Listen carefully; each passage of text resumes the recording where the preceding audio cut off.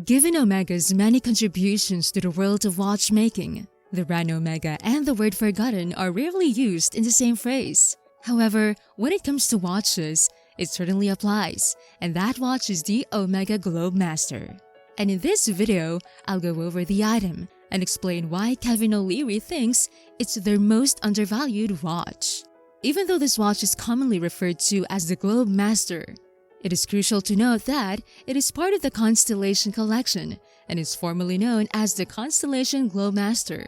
This distinction is significant because to appreciate this watch truly, you must first comprehend the remarkable pedigree from which it descends. The Constellation family of watches is one of Omega's 4 main pillars, along with the Bezel, Seamaster, and Speedmaster. Omega released a limited edition watch dubbed Centenary Edition in 1948, a watch commemorating the brand's 100th anniversary while also being its first automatic chronometer timepiece. Omega wished to create a collection to commemorate its chronometric pursuits more regularly, and the Omega Constellation was constructed in 1952. The Constellation was inextricably linked to Omega's pursuits in fine time, keeping both the movements housed within and with their standard medallion case back with 8 stars, serving as a slight nod to their victories in observatory chronometer trials throughout the first half of the 20th century. In many ways, it was an indirect predecessor of what would follow later, such as tests like COSC. The medallion on the case back and the signature star at the 6 o'clock became essential identifiers. However, during the 1950s and 1960s, we witnessed 2 more design contributions that would define the collection. First, the pie pan dials refer to the elevated central region of the surface and the recessed-shaped area around its periphery, which resembles the backside of a pie pan. Second, the creation of the C case resulted in some of their finely faceted fluted bezels. The 1980s ushered in the next era, which saw the introduction of the Manhattan case, which became the new direction of the Constellation for the following decades, being easily identified by its griff gloss on the opposing sides of the case. Despite its many supporters, the Manhattan design deviated from the original form, leaving many vintage Constellation enthusiasts waiting for a model that would combine their current specifications with mid-20th century design elements, which we finally got in 2015 with the Omega Constellation Glowmaster. Given its diverse appearance and new direction, the Glowmaster undoubtedly sparked some debate when it was released.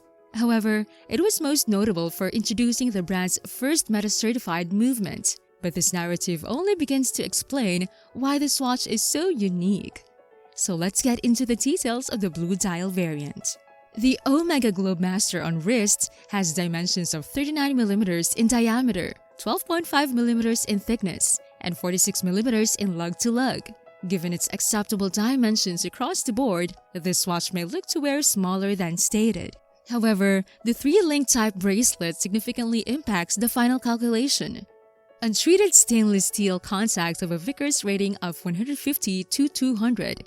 In addition to not scratching, the bezel looks the part, reflecting a captivating character when moved beneath the light.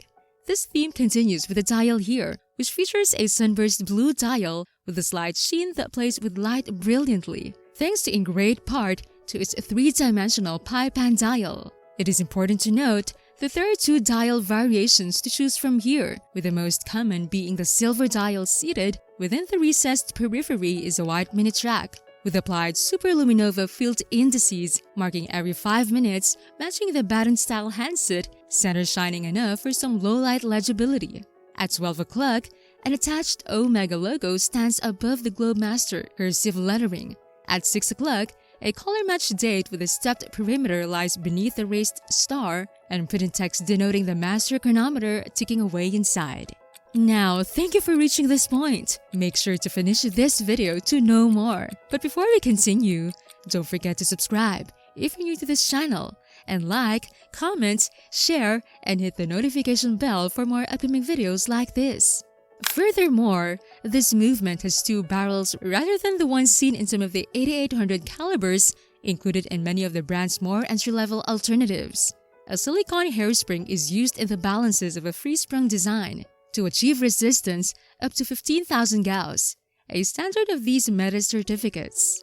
When tested at 5 different positions, the movement was running at +1 to +3 seconds per day, staying true to its coded range. To summarize, the 8900 movement operates at the unconventional but conventional for the coaxial beat rate of 3.5 Hz or 25,200 vibrations per hour, with hacking seconds when the ground is pulled to the farthest position. But now, for some final remarks on the Glowmaster. This has undoubtedly been the most worn watch in 2022. Let's start with some cons, then go on to the pros, and finally, why Kevin O'Leary believes this is one of Omega's most underappreciated timepieces point blank.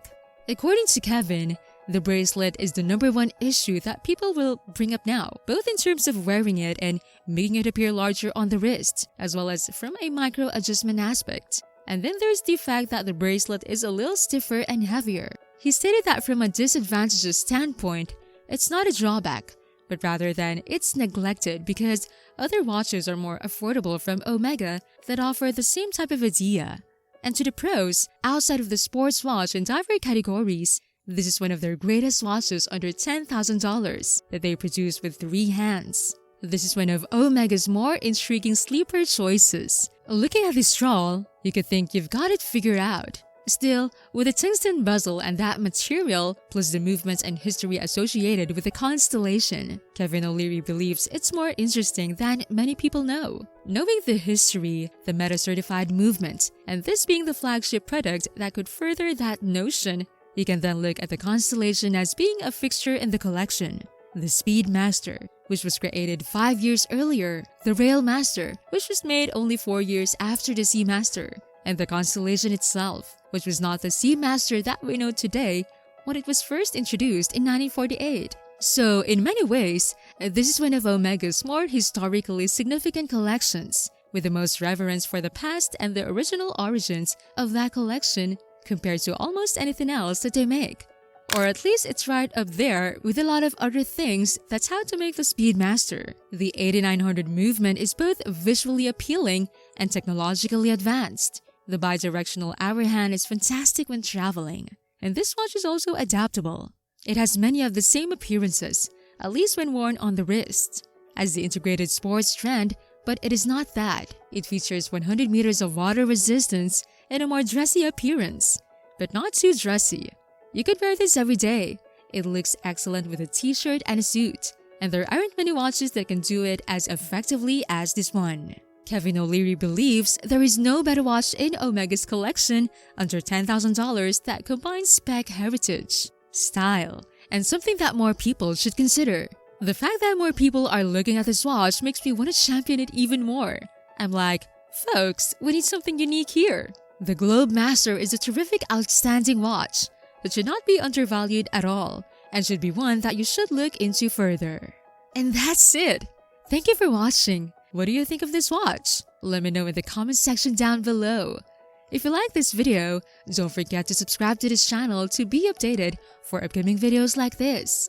Before you leave, did you know Kevin O'Leary's top 8 Omega dive watches for 2023?